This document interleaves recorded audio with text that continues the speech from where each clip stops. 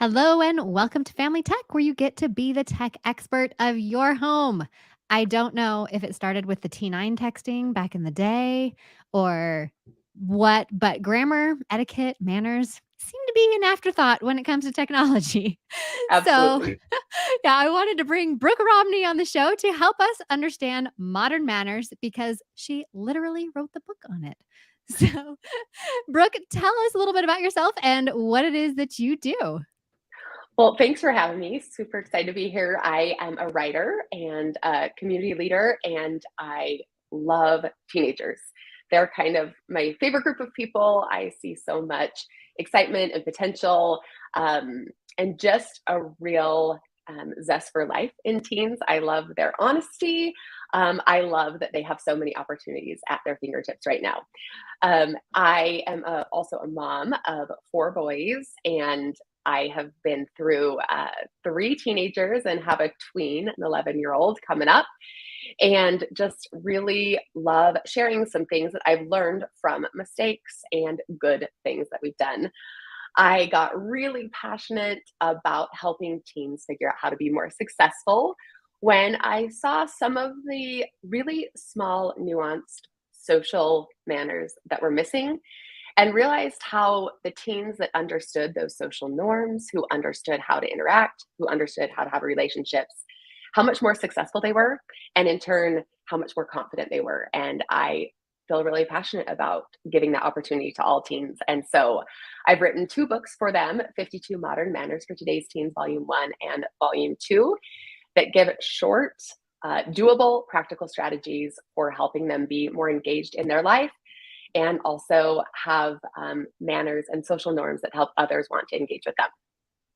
And what I love about that 52, there's 52 weeks in the year. You can Yes. concentrate on one every week. And, by the end of the year, hopefully you've gotten a little bit more well mannered child, right? Right, right. And it's funny because it says modern manners, and I like to emphasize, this isn't like which fork to use at dinner. These are like daily things that you wish your kid knew, and honestly, probably they wish they knew too. Yeah, absolutely. So, do you think that poor technology habits are causing a decline in general manners and etiquette? So I think that it was a catalyst because what happened is when we were growing up, we didn't have the option to zone out. Our only option was to observe the world around us. And so we watched our parents interact. We watched how they interacted with other people. That we were going into the store with them because you didn't want to stay home. There was nothing to do. We watched how they talked to their friends and how they interacted with grocery store clerks. And because of that, we learned a lot of things truly by osmosis, just by being present. And I think when cell phones came out, when tablets came out, and kids had the opportunity to not have to engage, to not have to observe, they missed a lot of learning opportunities. And because of that, I think it's really important that we deliberately teach them these things because it's always interesting to me. We feel fine about our kids doing something, doing something, doing something until they hit a certain age. And then we think, why are you doing that? And then if we, self reflect, we realize we've never taught that. And they probably haven't had as many opportunities to observe and take it in as we thought they did. Yeah, that's so interesting. I've never really thought of it that way. Is when I was a kid, you'd hear your parents pick up the phone, talking on the phone to people, and you just don't even see even that interaction anymore because parents are texting instead of calling. You're not really observing that anymore. So that's so interesting. Well, and you bring that up, and a lot of the things that we're doing socially and etiquette wise are, like you said, unseen through texting, through emails, and our parents did a lot of things in person. They didn't have those options, and so we got to watch a lot of things in person, and we don't do as many things in person. I mean, we can DoorDash. We don't even sometimes have to show them how to order at a restaurant and all those things. So being deliberate so that they feel confident and prepared when they are all of a sudden in adult situations. We don't want them to be floundering, and we don't want them to make egregious mistakes that they, have a hard time getting back from, or that make them feel like they don't belong or they're not confident. Those are really important. Yeah, that's so interesting. So what do you think are some things that would have been completely unacceptable 30 years ago that almost seem commonplace now? I think being able to answer a question, like from an adult. Yeah. A lot of kids just literally don't know what to say. They're just like, I don't know. For example, in one of my modern manners books, it says, know yourself. It says when someone asks you what you like to do or what you're into, have an answer. It says there's no right answer and you can take some time to figure it out, but you should have an answer. And I think a lot of times, anytime a kid is asked any question, they don't know what to say. And so, prepping them. And I have a fun story about that manner. There was a family that was using the book and they had just done the Know Yourself. And she had a 6-year-old who she didn't think was really paying attention. It wasn't really about him. But they were at the grocery store and the clerk asked him, what do you like to do? And he had an answer. And as they were leaving the store, he's like, Mom, I know myself. And he was so excited and so confident. And those are some of the things that I think we're missing. That is something that I think, kids could really use some help with. I think introducing yourself, that's the first manner in the first book. A Yeah. lot of kids go into a new situation and just choose to stay uncomfortable, choose to not know anyone, instead of something really simple like being able to introduce yourself, like, hey, I'm Brooke, I don't think we've met yet. And that's a skill that you can use for your entire life. Yeah. There's a few others that are more nuanced. One of them is don't put down what others love. Like, if you want to have friends, you can't be a jerk every time they say something that they like. Um, that creates distance between you and the person. They don't feel connected. They don't want to share things with you. So there's a lot of smaller manners that I think maybe parents would have seen their kids do, or they would have watched their parents, not do those things, or maybe a parent would have been in enough social interactions with them that when they did it, they were able to correct them. But a lot of our teenagers' interactions are also private. So Yeah. they're interacting online. We don't get the chance to correct as often as maybe we did, or even just to give insight. That's so true. So I've got to pull this up. My sister's calling me out here, because I frequently put down what others love, and that is iPhones. So she's calling me out on that. Yes, I love it. yes. I I'll love be it. nicer to the iPhone users, I Right. promise. That's hilarious. I love it. Well, and a lot Uh, of these manners are things that sometimes even adults have forgotten. I mean, every time I flip a manner and I wrote the book, I'm reminded of something that I'm maybe not doing as well as I could, and that maybe I would want to model better for my kids. Yeah, for sure. That brings up an interesting point, where you are not really, the whole, like, put down what others love.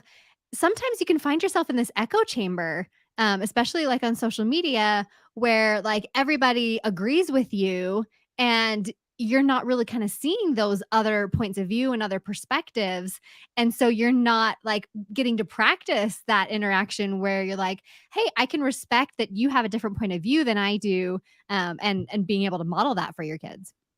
Yeah, that's something that I haven't really thought of either, is that it is really easy to just surround ourselves with people that think and act and do the way we want to. But in all honesty, that is not how the world is going to work when our kids go into the workplace and all of a sudden find that the people they haven't chosen, they didn't get to choose all their coworkers. They all think and believe and like different things than they do. Some of these manners are especially important, to be able to relate to people and to be able to be kind and to be able to not create contention or a difficult work environment. And so learning these early, and no one's going to be perfect about it. There's going to be things that we all do that, we just can't help but say, why? Why do you do that? Why do you like that? But the manner gives people other options. So it says, instead, you could ask why someone enjoys that. So I think it gives the example of if somebody likes baseball, but you don't love baseball, you could say, oh, tell me what you like about it. What position do you play? You actually Mhm. don't have to share a rude opinion all the Right. time. Weird. I know, it's crazy. So your book has 52 modern manners. I can't talk. Modern manners for today's teens. What is your absolute favorite of? Now you have two books, so you technically Yeah. have 104. Ooh. Favorite technology based one of all 104. Okay, so my favorite technology based manner is absolutely nothing online is private. Yes. This, I mean, if anyone has had a kid who just starts using a cell phone, this can be a very difficult lesson to learn if they are not very aware of it. And even those who are aware sometimes still make mistakes and learn it the hard way. But one of the things that I think could save a lot of heartache, especially before kids start on a cell phone journey, is understanding that nothing online is private, even if it disappears on Snapchat. Mhm. Even if you're texting it to your very best friend and she says she's not going to tell anyone or show anyone, everything can be screenshot. Nothing is private. And people don't always have your best interest at heart in the long term. Maybe someone loves you right now and they would never share that secret. But when you get in a fight 6 months down the road and she screenshot that and she sends it out to the people you said you can't stand, you know, that is such an important manner. And in the manner, it says if you're not comfortable with your parents, their parents, a teacher, a future employer seeing it, don't post it. And I think that could just save so much heartache if they understood. Yeah, absolutely. I get so many comments on my YouTube channel from kids, basically telling me I'm the worst, but that, kids deserve privacy and everything. And I always come back with, you don't have privacy. I don't have privacy. Like, Right. even me as an adult, I don't have any privacy online because exactly what you said. Somebody could screenshot it. Somebody could, share it with somebody that I didn't intend for it. Even if I think it's going to disappear, it's not. It It's lives not. forever. It's written in Yes. pen. So, yeah, I love to talk about that. That would be one of my favorites as well because the kids today really need to understand that private is not private online. Yeah. That's probably my number one technology manner. Yeah, I love that. So you recently wrote a post about keeping your phone on silent. I loved it. And my phone's always on silent, no matter like even when I'm home during the day. But I love that you included not having public conversations or blasting the thing that you're watching. Can you talk a little bit more about that? Well, this one is a fun manner because I actually think I got a lot of feedback from teens, and they were like, this manner is actually for my parents and my Yeah, grandparents. We don't do this. right? And I have to give them props. I would say of all the groups of people, teenagers are probably the best at not having their phone loud and for everyone else to hear. But it is a really good reminder for parents, for grandparents, and for teens that no one wants to hear what is going on your phone. I mean, maybe unless it's a really juicy conversation. And then they're just like, And then they're just quietly listening, and you don't want them to listen to that. But Right. just the ability to have some self control. If it's not appropriate, um, where you're at, if there are people around you, there's other options. You can wait until later. You can listen on silent. You can throw headphones in. I was at a basketball game, and there was a parent who was just FaceTiming and having a full on conversation at the basketball game. And I was like, can I give you, like, I wanted to give her some headphones, Yeah. it's just not an appropriate place for you to have your own conversation. It's one of the things about this book is that I think it teaches awareness. We are not existing alone in this world. There are all kinds of people around us, and we need to be cognizant of them and of their experience too. There's another one that talks about texting in a movie or in a play. Like there are appropriate times for you to have your phone screen brightened and doing those things.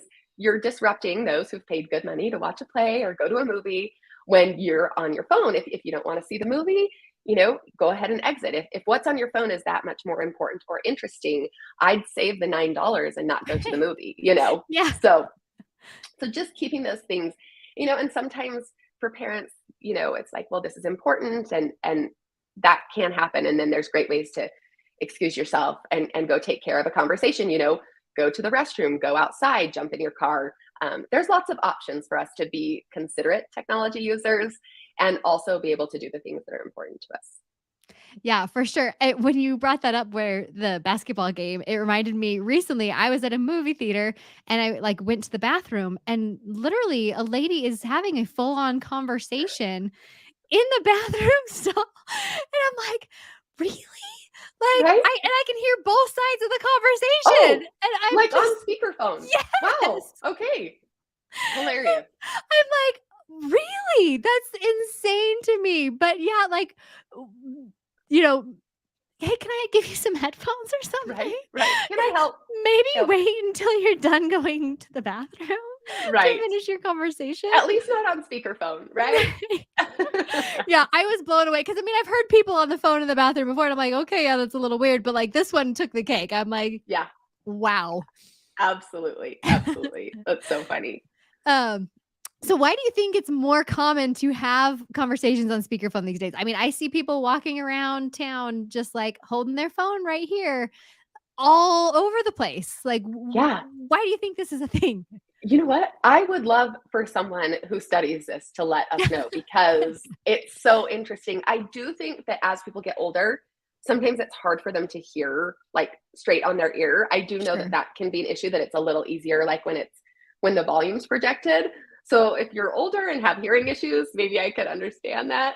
But yeah, I'm not sure why, except honestly just a disregard for other people. Like Yeah. you really think that you're the only person in the space and that it doesn't matter to anyone else. So that's the only thing that makes a lot of sense.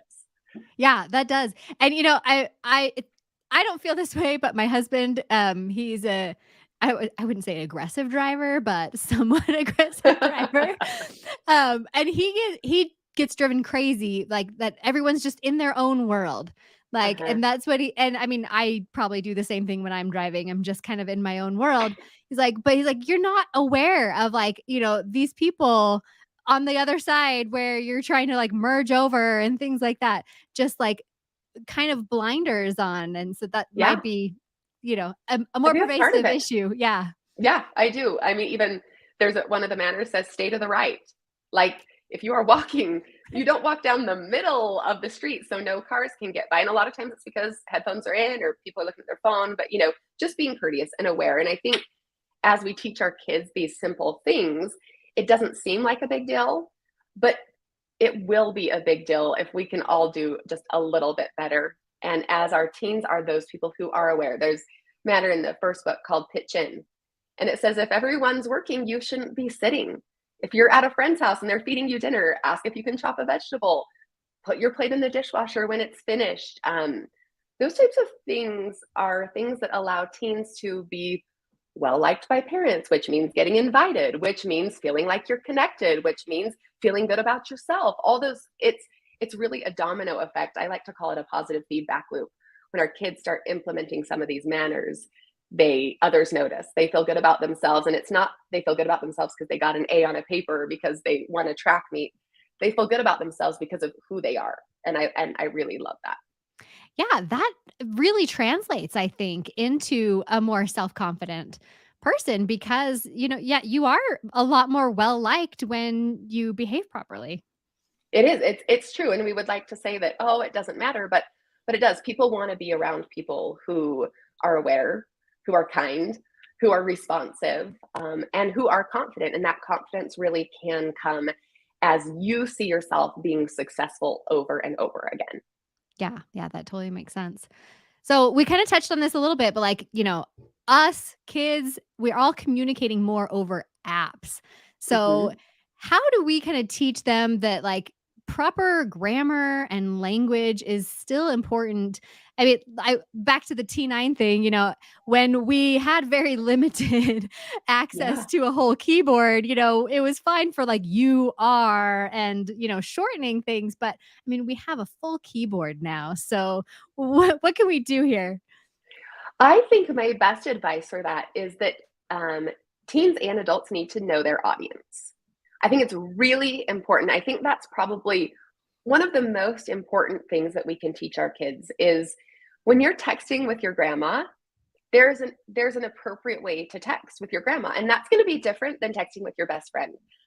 I will never win a battle in telling my kids to not use abbreviations and to use periods and capital letters in their texts to their friends. That's a battle I will never win. But I do think that helping them understand that if you're getting back to a boss, if you're texting with grandma, if you're texting someone that is important, a teacher, could you please let me know when my recommendation will be done? Like, those are important times to be professional, to be correct, to use punctuation, to use capitalization. That's important. I think there's a lot of gray there in helping our kids understand that who you are with one person it can be different than who you need to be with someone else on a text string. No. And I think that's a good compromise. There's also a manner that says state your name, like when you're texting. So a lot of times you'll get a random text. Sometimes it's very kind, and you have no idea who it's from because maybe you're not someone that constantly, refreshes your contacts. And so that's another manner to say, hey, this is Parker from second period English. Were you able to get my recommendation finished? Thanks so much. Things like that. So those are Yeah. some other really good texting manners that can be helpful in communication. And I love that you are still, like, kind of allowing them to have their personality, especially, like, with their friends and things like that. You're like, "I'm not gonna manage your grammar when you're texting with your bestie, but, when you're texting with somebody professional or your grandma, let's use a little more proper." I think that's a great compromise. Yeah, I think it works because sometimes they'll tell me, like, stop using periods. And, it sounds rude when you text with a period, like you're mad. And I was like, well, we're going to compromise on that too, because I'm still going to use periods because that's just who I am. I'm You're an like, "I'm a English major. writer." I'm Yeah. a writer. I don't know if I can physically just have a run-on sentence to you. So they compromise with me too. So, total side tangent. As a writer, are you still, having a hard time with 2 spaces after a period, or have you, like, removed that from your system? Yep, I embraced that a while ago. So I wrote for a newspaper for a long time, and they were already to the one space. So Oh, I nice. I could jump on that bandwagon pretty early. And sometimes I still like, "Oh, wait, no." I'm okay. Just Yeah, one. Yes, just one, it's fine. totally. That's fun. So what kind of rules do you have for your own kids around technology, like interacting with other people, putting phones down? Like, what are some of your top rules in your house? So one of my rules is we just go slowly. So we're not in a rush to get a phone, to get a smartphone. And so far, people have been okay. I mean, there's lots of begging and wanting, but I think they've realized, especially my ones that are older, they realize the gift that that's been. One of the things that they have said is it allowed them to develop other sides of their personality that maybe like they didn't feel as included or as cool or whatever in middle school. But because they kind of figured themselves out, they had a lot more confidence going into those later years. So going slow. I have an 11-year-old chomping at the bit, I'm and sure. he's got a Gab watch that works out just great for now. But yes, Yep. he would love a smartphone. Um, so that's one of the things. And another thing that we really try to do is a lot of self evaluation on like how are you doing with your phone? Do you feel like you're spending too much time on there? And then once they get to the point where they have, more apps, maybe a social media app, what we do is we really like to have open conversations where, how are you doing with that? Is it too much? Do you need a break? So I like to be on their team. So they know that me and my husband's role is to help them live their most successful life. And sometimes that is going to include technology, and sometimes that's going to include a break in technology. Yeah. And we want them to be able to come to us when that time comes. If it's too much to have the internet with the entire world open at your fingertips, awesome. We can take that off with screen time. If you're having a hard time managing your screen time and you need me to take it down and make sure the passcode is something you don't know, that's something that we do. And so that obviously is with older kids. With younger kids, as you start to get a phone, we like to take baby steps, really. So one small thing, make sure it's something you can manage, and then move on. if there's ever anything that my kids feel like they can't handle online, whether it's a conversation that is feeling awkward or going somewhere they don't want it to go, or whether it's someone that's following them or making, comments that aren't working for them, we want to make sure that they see us as people that they can come to and we can sort those things out. Um, Having phones away during meal times, having phone free time, really keeping good tabs on how much screen time is being used, and then kind of reevaluating. So does that mean you need more to do? Does that mean you need something else that's engaging? Does that mean we need to just start like putting them away earlier at night? Whatever that is. So we really like to try and problem solve for whatever situation we're in. But I think the main thing that I'm happiest about is going slowly. So the phone is a wide open world, and 11-year-old is not ready for Yeah. that. And a 14-year-old is not ready for that. So there's steps I think that we can take. Yeah, absolutely. And I usually talk about different technology steps. I'm not a big like age person where Right. like, they get a phone or whatever at this specific age. It's more of a readiness thing. Like, okay, we've used this technology. Like, so for you, like the Gab watch, this listener too also using the Gab watch. So but like doing something like that and then stepping to like the next level, like maybe a kid safe phone and then Yep. stepping to the next level, but like you need to show me. So my son actually we used the Verizon uh Gizmo watch Yes. with Yeah. my We son had that early. Yeah. when he was younger, and he like wanting a phone, and I'm like, you're not bringing your watch places, so you're not getting a phone until you're actually using your watch properly. Yep. So it's definitely a process, Yeah. as they step through that. Okay, yes, you have shown me that you're ready, we can go on to the next step. So I Yeah. love what you did there. That's how we do it. And I also really love the fact that we reserve the right to go back a step. You know, Yes. it's not like, okay, I let you have this social media app and now you can have it for the rest of your life. It's like everything's a trial period.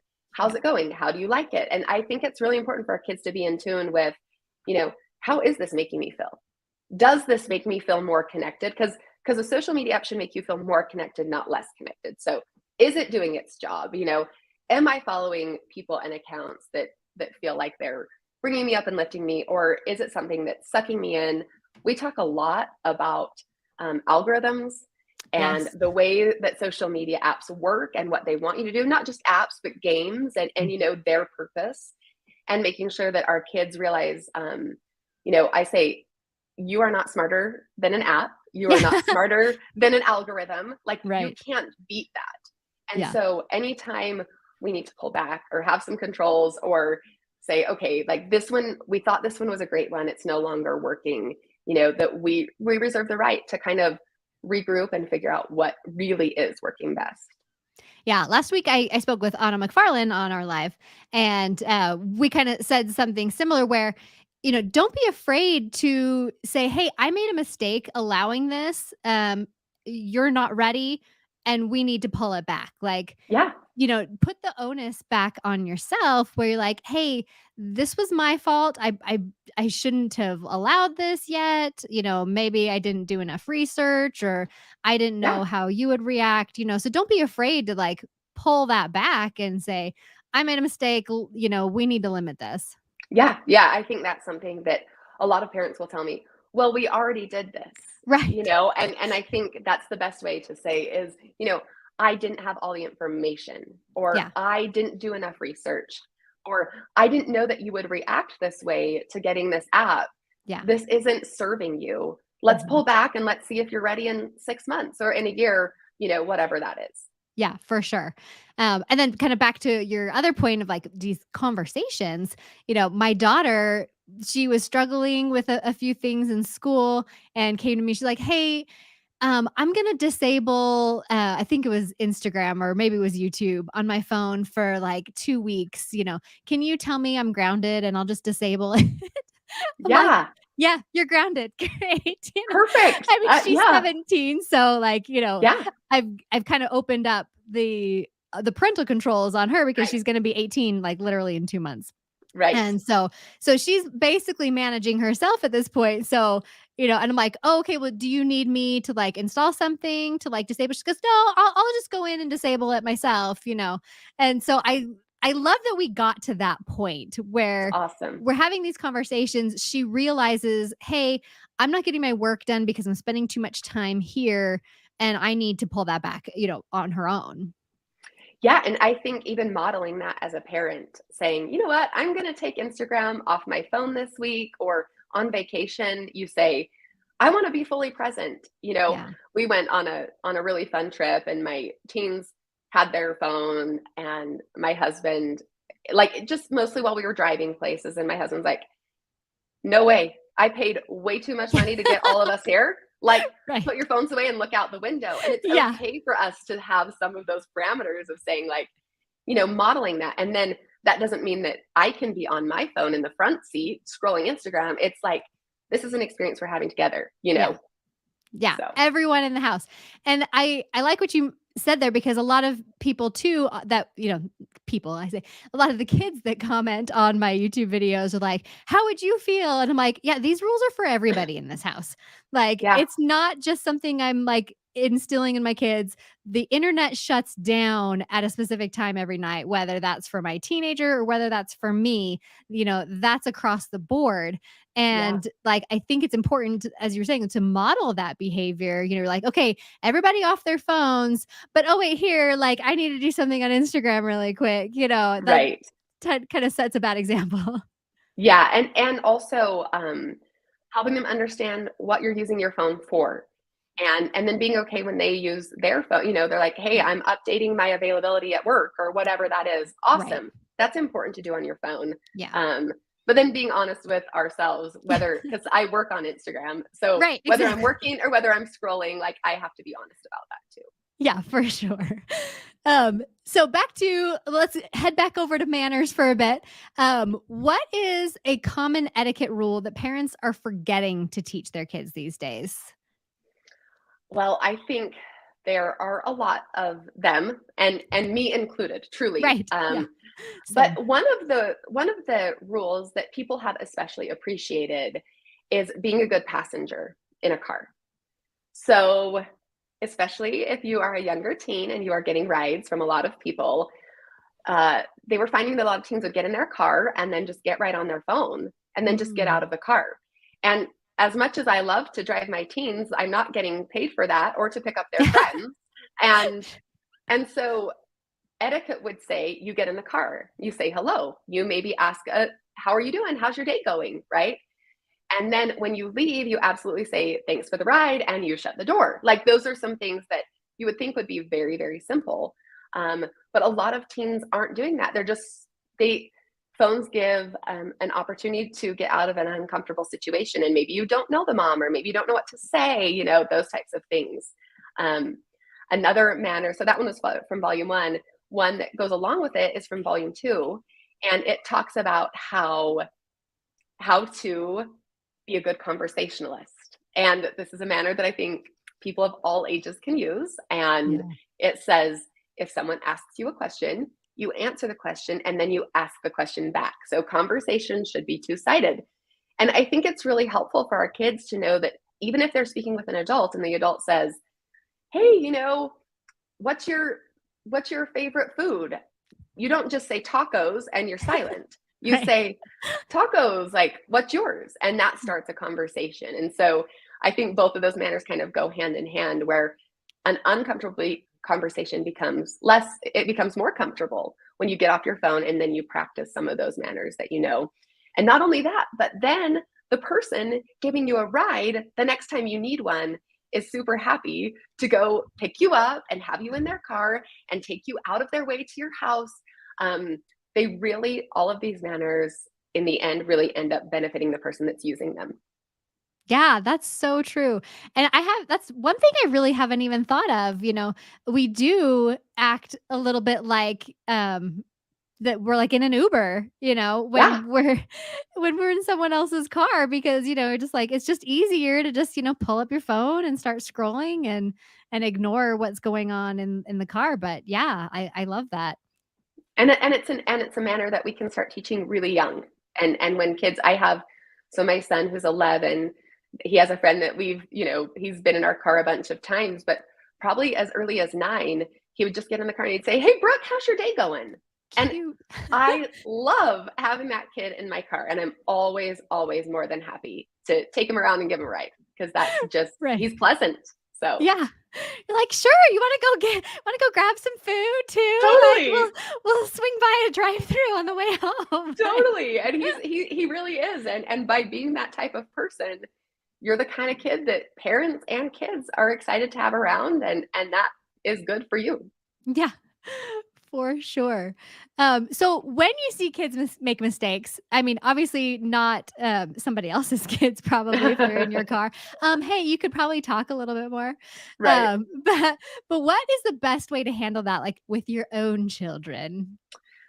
So, one of the biggest reasons I wrote these books were for my children, and I wrote them because I wanted a non-confrontational way to be able to share some of these manners with my kids.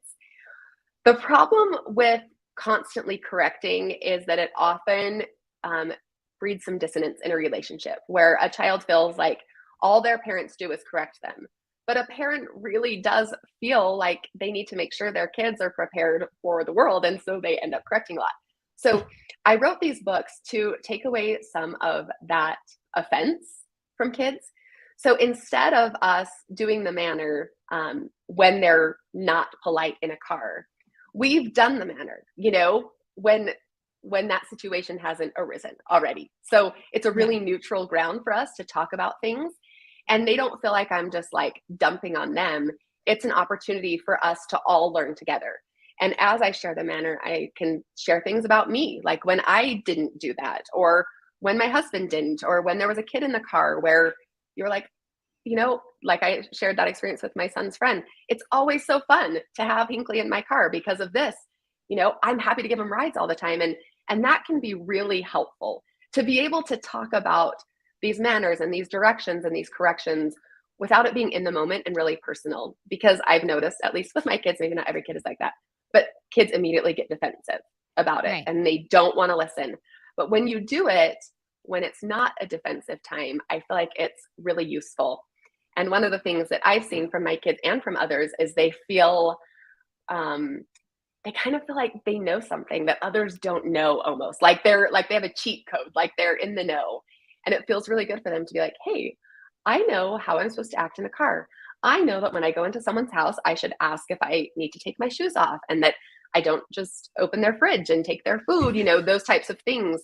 Right. um, they feel really confident going into a situation. There's a manner about how to be a good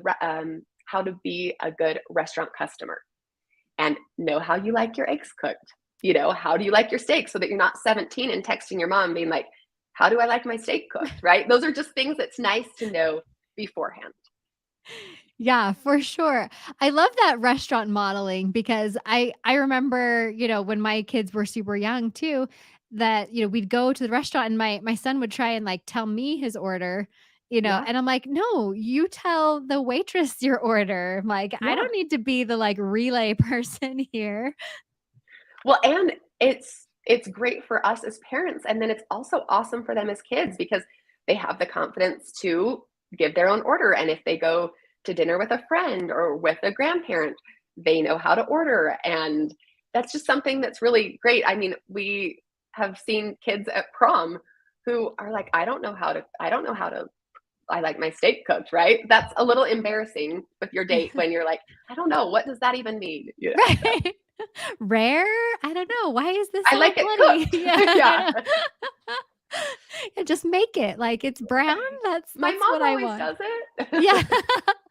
How it that's what you order. I want it how my mom cooks it. Right? They're Right. like, Call "Yeah, my I don't know that." mom. So these are really great ways for them to have experiences that boost their confidence. Yeah, for sure. So we've already talked about a lot of things that we can do as an adults, but is there anything that we've missed that we can do as adults to make sure we're setting better examples of etiquette and manners? Yeah, I think just being cognizant of what we're doing and how we're acting. Um, my husband is really great at being aware. I am less good at being aware, and so he's great at helping our kids. Say like move to the right, like there's a car that's trying to pass through, or hold that door open. Somebody's coming behind you. That's another manner. Hold the door open. Right. Are we? We were in an airport that was really crowded and getting on a shuttle, and he reminds them somebody else could use that seat more than you could, just Mhm. doing that, but then also modeling it. He's great at modeling those things. I feel like I try really hard to model social awareness and, reading the room. It's a manner. One of my favorite manners in the second book is learn to take feedback, which means that when I get feedback from my kids, I need to model how to take that well and not be defensive and not dismiss it, but engage in that conversation. So there's a lot that we can do through modeling. I obviously think the books are an awesome tool for families to be able to work together on manners and being more aware socially, emotionally, physically, all those things. So and then another thing that I would just suggest is to also helping your teens understand. I think you do this really well with technology, that you're on their side, that it's not you against them and their phone, Right. but it's you and your teen against anything that's keeping them from reaching their potential, which can be a phone and it can be other things too, but that you're really dedicated to that work together. And they won't always understand that or feel that in every decision, but hopefully overall they'll know that even if they don't like whatever parameter you're putting up, or maybe a new condition or rule, that in the end it really is for their good. Yeah, I always tell my kids that my entire job is to make sure that they are adults. Like, Yeah. when you are an adult, I want you to, like, fly away and leave the nest and be like a productive member of society. So everything I'm teaching you is kind of like bringing you to that goal. And so I like what you said there, where you're just trying to make sure they understand, how to live in the world with Yep. technology, because technology is not going anywhere Yep. and it's going to help them, but they need to understand how to let it help them instead of hinder them. Yeah, my husband always says that technology should be my tool and Yes. it should not own me. It's my tool. I use it to accomplish the things I need to accomplish. I should never feel like technology is owning me, whether that's, you know, replying right away or answering every phone call or just being sucked into an algorithm on an app. Like he's a really good example of putting technology in its proper place where he is the master of it instead of feeling like he's being mastered by it. Yeah, I absolutely love that. I think one thing we can model, and it sounds like you guys do this well as well. If my kid comes to like talk to me about something, I can put my phone down and look them in Mhm. the eye and, like, talk to them instead of just like, "Uh-huh, yeah, yeah, yeah, yeah, yeah." Just making sure I have that interaction. My aunt, who is the, like, ultimate example of, like, a mom, like, ever, Love it. and a long, long, long time ago, she was talking to me about how anytime she's doing anything, well, 'cause all of her children are brilliant, and I was asking her one day, like, "How are all of your children completely brilliant?" And, and she was like, anytime they were coming up to me, whether I was playing the piano or I was doing something else or sewing or whatever, it didn't even really have to do with technology. She's like, I'd stop what I'm doing and, turn to them, look them in the eye and talk to them. And she said, I think that's the one biggest thing I did growing up, is to just like make sure they feel heard and that you're like talking to them. I love that. I love that, especially with teens. They don't always, my husband and I always talk about how they don't really revolve around your schedule of like when you want to talk and when you want to have the conversation. And so being available when they're ready and when they're willing, I think goes a long way, which sometimes is later at night than we want it to be. And not Yeah. everyone is programmed to be able to be that late night person, but to take advantage of those times for sure.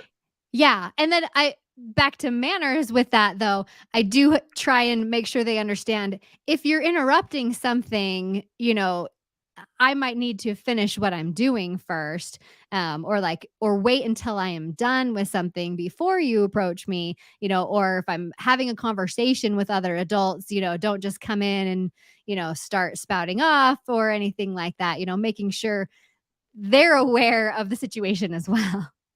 Yeah, and I think so. I have a 52 Modern Manners for Today's Kids that is coming out. So for ages 4 to Oh, 12, fun.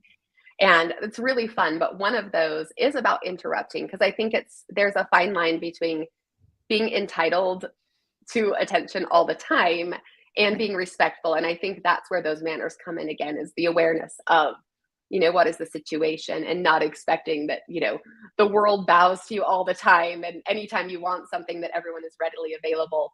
But I Yeah. think your aunt probably did a great job at being able to show her kids, like, you matter, I'm listening, this is important. And then I'm sure there were times when she was involved in a conversation or doing something that was very important and her kids were fine to wait too. Right. Yeah. Yeah. Yeah. I'm like, so you don't have to be like every time, oh, okay, wait, I need to stop everything that I'm Yeah. doing Yes. and Yeah. make sure I give the attention. But yeah, knowing that difference where like, okay, helping them understand, okay, this is a time where you're not, you shouldn't be interrupting. Yeah. So yeah. Yes. Yeah. Yeah. Yeah. So is there anything we missed talking about manners and technology and all of the fun? I just loved it. There was only one thing that I realized that we didn't touch on, and it was another technology manner, and it was to take your AirPods out. So it is Yes. really difficult. And this is something that I think teens can struggle with. There was an interesting study done that one of the biggest barriers for teenagers to feel connected was the constant wearing of headphones. And if you think about that, it makes a lot of sense because you're not really in your world if you have your AirPods in and if you're tuned into something else. And so they said, especially after COVID, one of the biggest problems with connection was that teens were wearing headphones. And they thought that was making them feel connected and present, but it was really turning off any opportunities for real in-person connection. And so as we get closer to the start of school, I know it can be really popular to throw those in.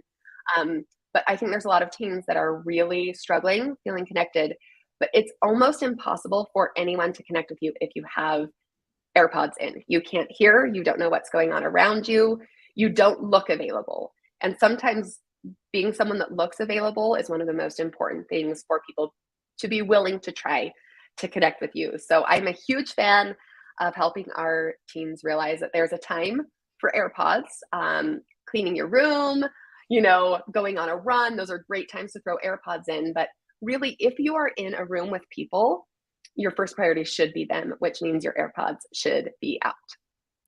I love, love, love that you mentioned this because totally not something that was top of my mind, but absolutely. Because, and even when you're out and about, I mean, and I'm going to say adults can definitely benefit from this advice as well. Was when you're even talking to somebody, like you run into them at the grocery store or whatever, and they have AirPods and you're like, wait, are you talking to me or are you talking to somebody else? Or like, it's so hard 100%. to tell, what's happening. And even and because we have a tendency to leave them in because we can have that ambient noise and like so we can still hear what's going on, but you can't hear like super well with them in. Yeah. Well, And go and ahead. I think it turns people off. So if I see a friend at the grocery store who has her headphones in, I'm much less inclined to go up and say hello and have a conversation. It looks like she's busy. And Right. so I like to remind teenagers that that is how people might be feeling about you if you're the person with AirPods in all the time. It looks like you're too busy or unwilling or you just don't want to connect. And so take them out, look up, smile at someone, say hello, whatever that is. I think you'll feel so much more connected and then save those AirPods for times when you're truly on your own, Yeah. listening to a book, listening to great music. It's amazing. AirPods are amazing, but there's definitely a time and a place for them. And I think we have to realize that they can really stop our opportunities for connection.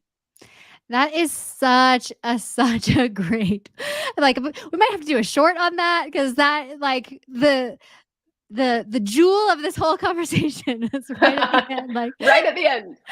make sure you stay tuned all the way to the end. But yeah, Right. that's such a great point because even for adults, it's Mhm. just limiting. And I think, kind of touching back to what we were talking about even in the beginning was, this human interaction where we need to, make sure that we are talking to people and having these like, human interactions instead of just being on the phone, like in the car and everything like that, so taking out the headphones and making sure you're talking to people. Yeah, I really think, one of the biggest reasons I do what I do is to encourage connection.